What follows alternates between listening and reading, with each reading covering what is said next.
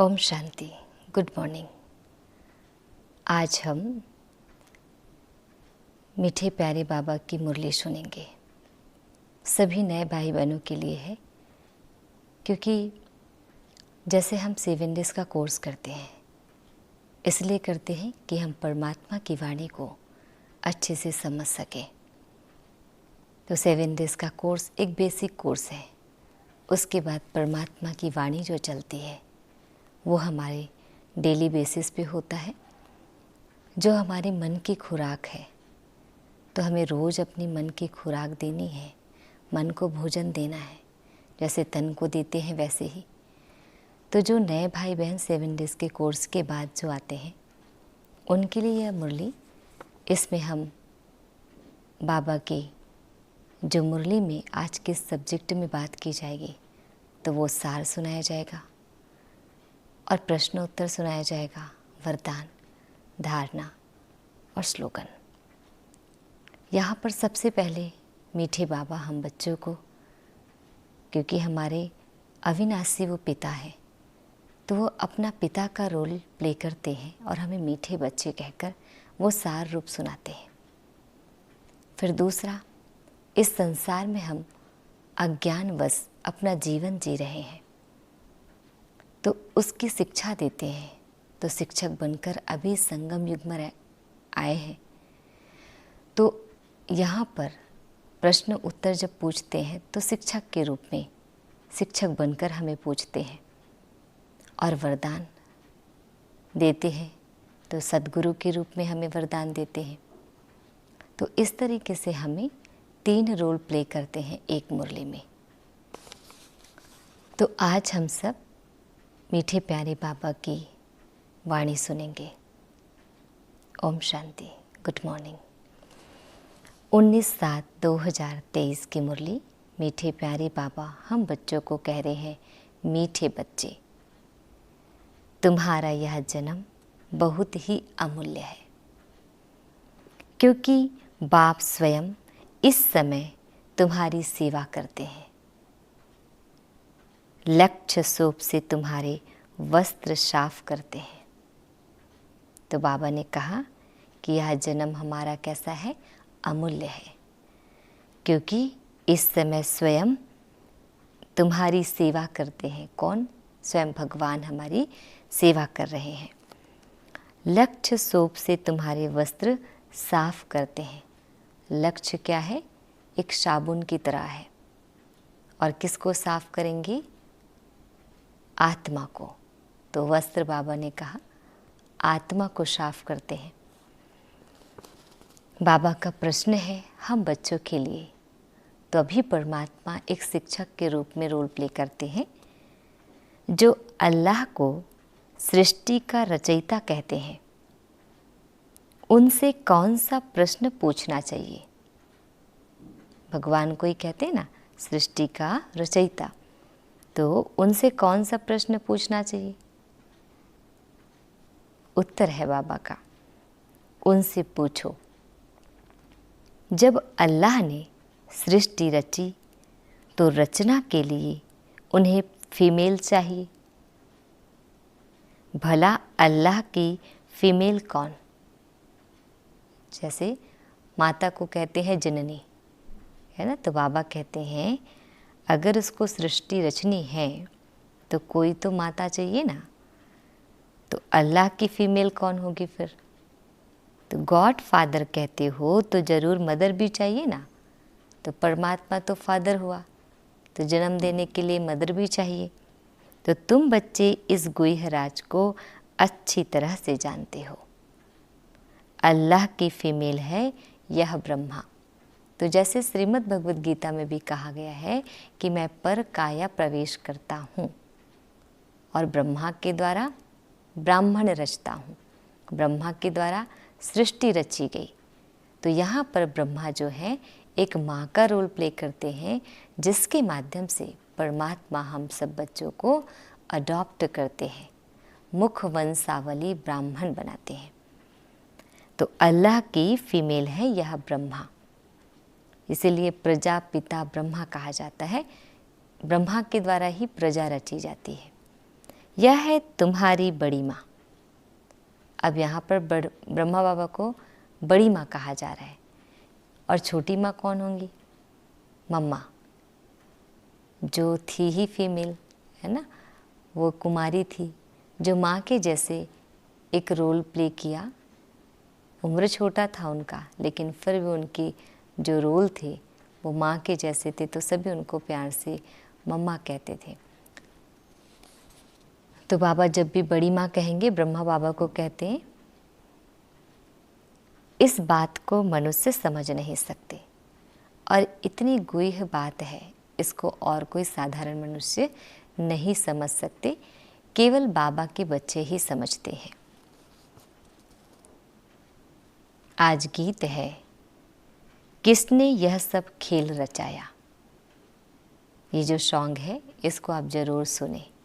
किसने यह सब खेल रचाया। जो भी बाबा गीत सुनाते हैं ये सब पुराने गीत है, इसको आप ध्यान से सुने, बोल को समझने की कोशिश करें कि बाबा ने इस गीत को क्यों सुनाया। फिर स्वयं परमात्मा हम बच्चों को, अपने मीठे लाडले बच्चों को विश करते हैं। यहाँ पर इतने बड़े भगवान जो हैं वो हमें विश करते हैं, वो हमें नमस्ते करते हैं। मीठे मीठे शिकिल दे बच्चों प्रति माता पिता बाप दादा का याद प्यार और गुड मॉर्निंग। रूहानी बाप की रूहानी बच्चों को नमस्ते। हम रूहानी बच्चों की रूहानी बाप दादाजी को याद प्यार गुड मॉर्निंग और नमस्ते नमस्ते नमस्ते। शुक्रिया बाबा, शुक्रिया। आज हम बच्चों को धारण करना है। 1 घंटे की मुरली क्लास चलती है, लेकिन अभी ये आपको शॉर्ट फॉर्म में सुनाया जा रहा है। तो इन जितनी भी मुरलियाँ सुनाई गई, तो इन मुरली के आधार पर ही धारणा क्या 2 पॉइंट दिया जाता है। तो कम से कम हमें 1 दिन में 2 पॉइंट धारण करना है, तभी हम धीरे धीरे धारणा मूर्त बन सकते हैं। तो फर्स्ट पॉइंट है, आज हम सबको इसको फॉलो करना है। गद्दी नसीन पक्का वारिस बनने के लिए पवित्रता की प्रतिज्ञा कर सगा बच्चा बनना है। गद्दी नसीन पक्का वारिस माना, जैसे अगर राजा है और राजा का बेटा लॉयल है तो वही वो आगे गद्दी संभालेगा। तो बाबा कहते हैं गद्दी नसीन पक्का वारिस बनने के लिए पवित्रता की प्रतिज्ञा कर सगा बच्चा बनना है। पवित्रता की प्रतिज्ञा करनी, क्योंकि हमें बाबा रोज कहते हैं, बाबा हमें एक ही मदद मांगते हैं हमसे, पवित्रता का सहयोग दो और संग तोड़ एक संग जोड़ना है।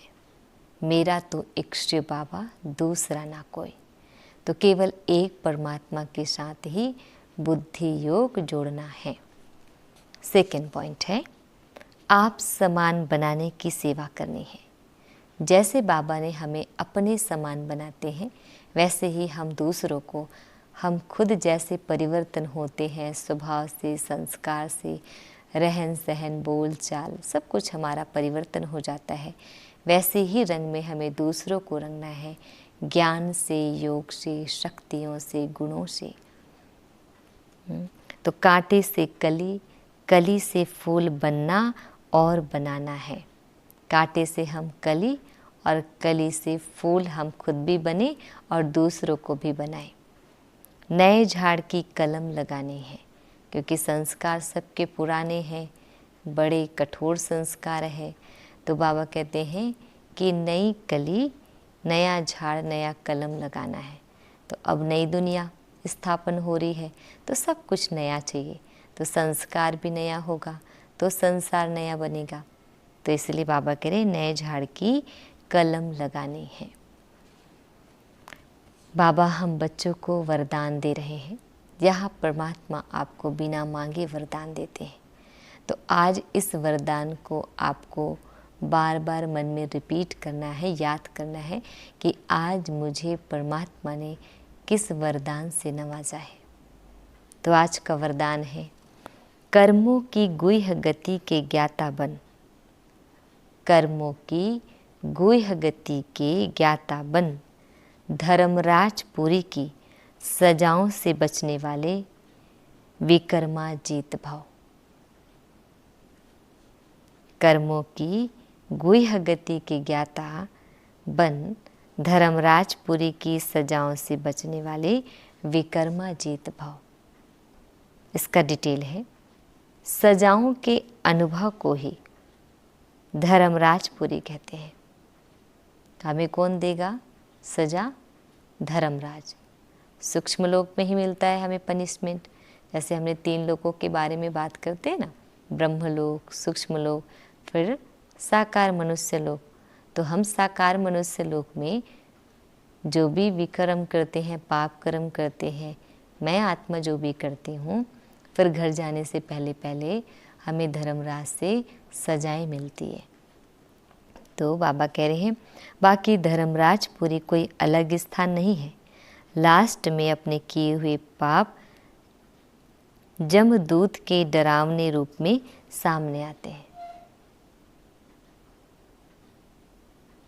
तो बाबा कह रहे हैं कि जो भी पनिशमेंट मिलेगा, तो धर्मराज अगर आपको पनिशमेंट देता है तो धर्मराजपुरी अलग से नहीं है, बल्कि लास्ट में जब महाविनाश होता है, उस समय महाभारत लड़ाई लगती है, तो लास्ट में अपने किए हुए पाप जमदूत के डरावने रूप में सामने आते हैं।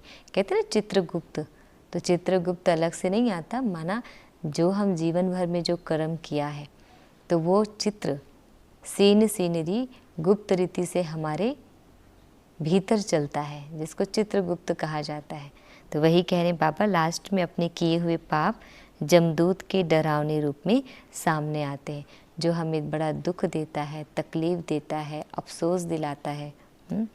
तो उस समय पश्चाताप और वैराग्य की घड़ी होती है। तो अंत में फिर हमें पश्चाताप भी होता है और वैराग भी आता है, और हमें अफसोस भी होता है कि मैंने बहुत गलत काम किया। हमें अपने कर्मों की सारी ही चीज़ें क्लियर दिखाई देती है। छोटे छोटे पाप भी भूत की तरह लगते हैं, कि जो भी हमने जीवन भर में किया, जो भी पाप किया, तो वो भी बाबा कह रहे हैं कि भूत की तरह लगते हैं। पश्चाताप की त्राही त्राही होती है कि मैंने इतना गलत काम किया, पर उस घड़ी हमें पश्चाताप होता है जब हमारे पास समय ही नहीं बचता, तो सिवाय पश्चाताप के हम कुछ और कर ही नहीं सकते। तो इसलिए उन सजाओं की फीलिंग से बचने के लिए कर्मों की गुह्य गति के ज्ञाता बन, सदा श्रेष्ठ कर्म करो और विक्रमाजीत बनो।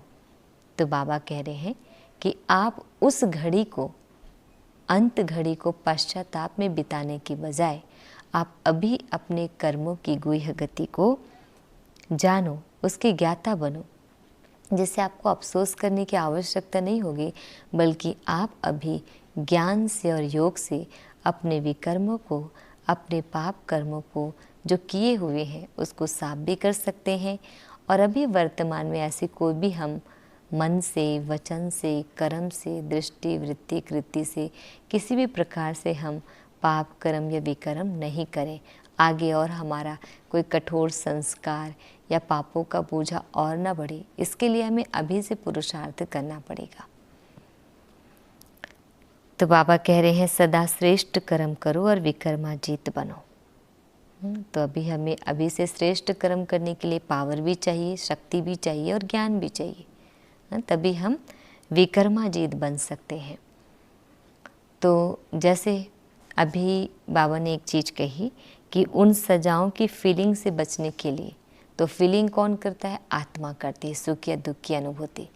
तो पनिशमेंट भी अंत में जब धर्मराज देगा तो आत्मा को ही सजा होती है, आत्मा को ही तकलीफ होता है। तो उन सजाओं से बचने के लिए ही हमें अभी से अपने कर्मों की गुह्य गति को जानना है और विक्रमाजीत बनना है। आज स्लोगन है, जो तन मन धन से बाप पर पूरा बलिहार जाते हैं, वही गले का हार बनते हैं। जो तन मन धन से बाप पर पूरा बलिहार जाते हैं। तन भी उसका, मन भी उसका, धन भी उसका। तो धन माना हम अपने जीवन में सब कुछ डोनेट नहीं, माना मन और बुद्धि से सब कुछ परमात्मा का है, ये समझ कर चलना। और तन मेरा नहीं बल्कि ये भी परमात्मा के सेवार्थ है।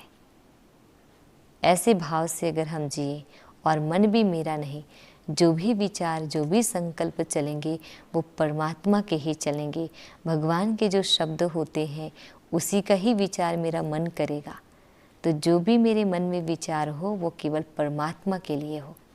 तो तन मन धन तीनों से ही पूरा बलिहार जाते हैं, वही गले का हार बनते हैं, वही परमात्मा के करीब, वही उनके पास, उनके गले का हार बनते हैं। तो आज की मुरली में आपने बहुत अच्छी बातें सीखी होंगी, और ये मुरली बहुत सारी गहराई की बातें और होती है। आप पूरी कोशिश करें, आप अपने आसपास के सेंटर पर जाएं, ब्रह्मा कुमारी दीदियों से आप मुरली सुने, क्योंकि वहाँ पर यूनिवर्सिटी में जाके, गीता पाठशाला में जाके, कॉलेज में जाके, स्कूल में जाके जो पढ़ाई हम पढ़ते हैं और ऑनलाइन जो क्लासेस करते हैं, तो उसमें तो फ़र्क होता है ना। तो आप पूरी कोशिश करें कि आप वहाँ जाएं और बहुत अच्छे से मुरली सुने। बाबा की वाणी हमें भरपूर करती है, ये ज्ञान अपने आप में हमें शक्ति देती है। Thank you so much. ओम शांति।